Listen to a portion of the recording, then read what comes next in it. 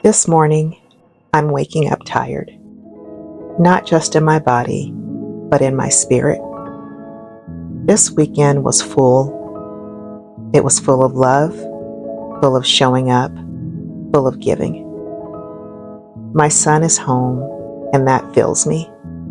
There's a kind of joy that comes from having your child near you again, and I'm allowing myself to feel that fully. That part feels easy, and it feels good.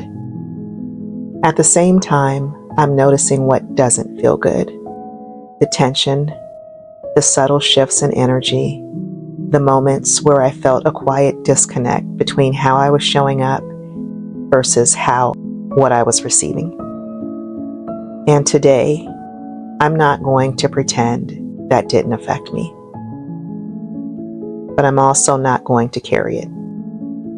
I can acknowledge what I experienced without absorbing it into my identity or letting it define my day. Other people's energy, their tone, their lack of awareness, that belongs to them. I don't need to fix it.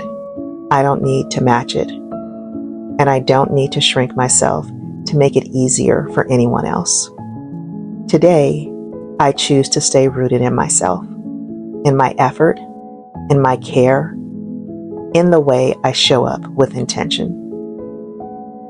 I can be proud of what I gave this weekend without resenting what I didn't receive.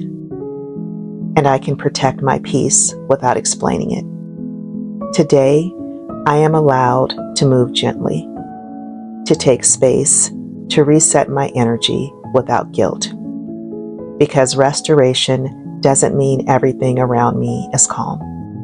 It means I am choosing calm within myself anyway.